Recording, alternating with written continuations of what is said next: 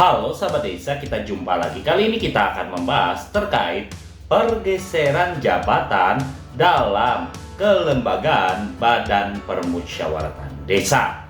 Nanti kita akan membahasnya. Namun sebelum lanjut videonya, alangkah baiknya kamu klik subscribe dulu sekaligus dengan like-nya. Dan jika dirasa video ini bermanfaat, silakan share lewat media sosial kamu. Juga tonton videonya sampai habis.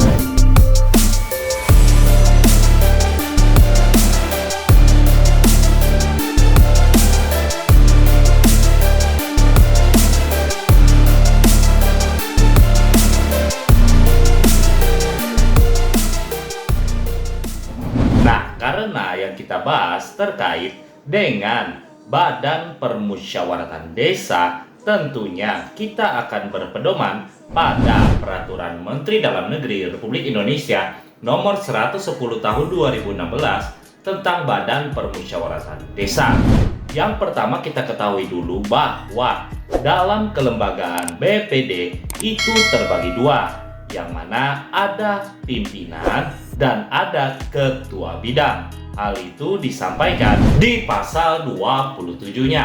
Ada dikatakan di ayat 1 itu kelembagaan BPD terdiri atas pimpinan dan bidang, di mana pimpinan sendiri itu terdiri dari 3 orang, yaitu 1 orang ketua, 1 orang wakil ketua, 1 orang sekretaris. Sedangkan bidang itu terdiri dari 2 bidang, yang mana bidang penyelenggara pemerintahan desa dan bidang kemasyarakatan, dan bidang pembangunan desa dan pemberdayaan masyarakat. Nah, dalam hal penentuan jabatan dalam kelembagaan BPD itu nantinya ditentukan oleh anggota BPD itu sendiri setelah melakukan pengucapan sumpah dan janji anggota BPD, yang mana paling lama 3 hari setelah pengucapan sumpah dan janji anggota BPD, maka anggota BPD yang melakukan pengucapan sumpah dan janji tersebut melakukan rapat khusus yang dipimpin oleh anggota BPD tertua dan didampingi oleh anggota BPD termuda untuk menentukan jabatan dalam kelembagaannya. Hal itu ada disampaikan di pasal 29-nya. Ada dikatakan di ayat 1, nanti pimpinan BPD dan ketua bidang dipilih dari dan oleh anggota BPD secara langsung dalam rapat BPD yang diadakan secara khusus, di mana rapat tersebut sebagaimana disampaikan di ayat 2 dipimpin oleh anggota tertua dan dibantu oleh anggota termuda. Dan di ayat 3 itu, rapat pemilihan jabatan dalam kelembagaan BPD paling lambat 3 hari terhitung tanggal pengucapan sumpah atau janji. Nah, selanjutnya setelah didapatkan siapa saja yang menjabat dalam kelembagaan BPD, maka nantinya untuk rapat khusus tersebut akan dituangkan dalam keputusan BPD. Dan keputusan BPD tersebut nantinya akan berlaku ketika disahkan oleh camat atas nama bupati atau wali kota. Hal itu disampaikan di pasal 30-nya, di mana nanti setelah rapat khusus tersebut sudah didapatkan siapa saja yang menduduki jabatan baik sebagai pimpinan atau ketua bidang dalam kelembagaan BPD, nantinya dituangkan dalam keputusan BPD. Dan keputusan BPD itu akan berlaku setelah mendapatkan pengesahan camat atas nama bupati atau wali kota. Nah, seperti yang disampaikan di awal video tadi, ketika berjalannya waktu ada pergeseran jabatan anggota BPD dalam kelembagaannya, maka yang dilakukan oleh anggota BPD adalah kembali melakukan rapat khusus. Hal itu jika kita lihat di pasal 29 ayat 4-nya.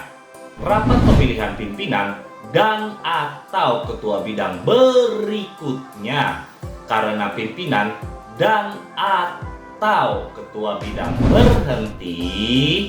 Jadi karena pimpinan dan ketua bidang berhenti ini masih adalah pilihan karena ada dan ataunya, kita lanjutkan dipimpin oleh ketua dan pimpinan BPD lainnya berdasarkan kesepakatan pimpinan BPD.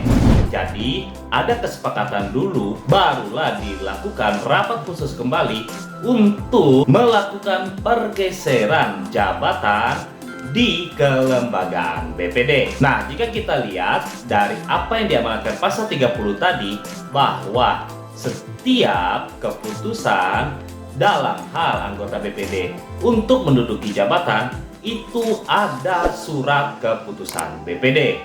Artinya, dalam hal BPD melakukan rapat khusus itu dengan berpedoman terkait aturan musyawarah BPD. Karena kita ketahui bahwa output dari musyawarah BPD adalah surat keputusan.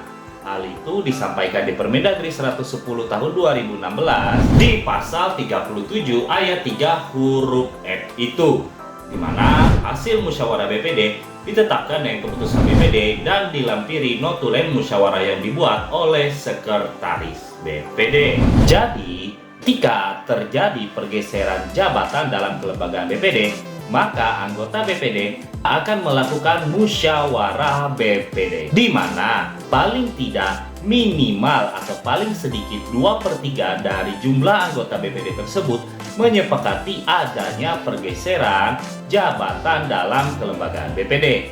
Mengingat dalam musyawarah BPD yang diamanatkan dalam Permendagri 110 tahun 2016 di pasal 37 itu, bahwa musyawarah BPD dinyatakan sah apabila dihadiri paling sedikit 2/3 dari jumlah anggota BPD. Jadi dari sini dapat kita simpulkan bahwa dalam hal BPD melakukan pergeseran jabatan dalam kelembagaan BPD itu nantinya dilakukan terlebih dahulu musyawarah BPD yang dihadiri oleh minimal 2/3 jumlah anggota BPD.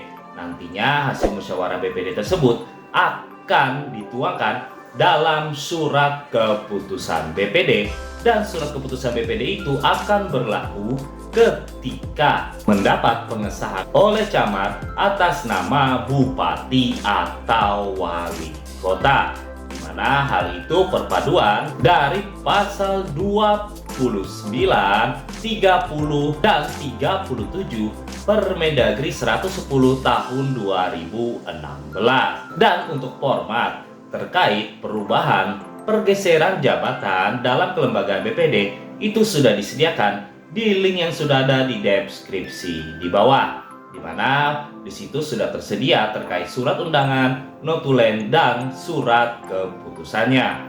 Mungkin sekian dulu video kita kali ini. Terima kasih sudah menonton dan sampai jumpa lagi.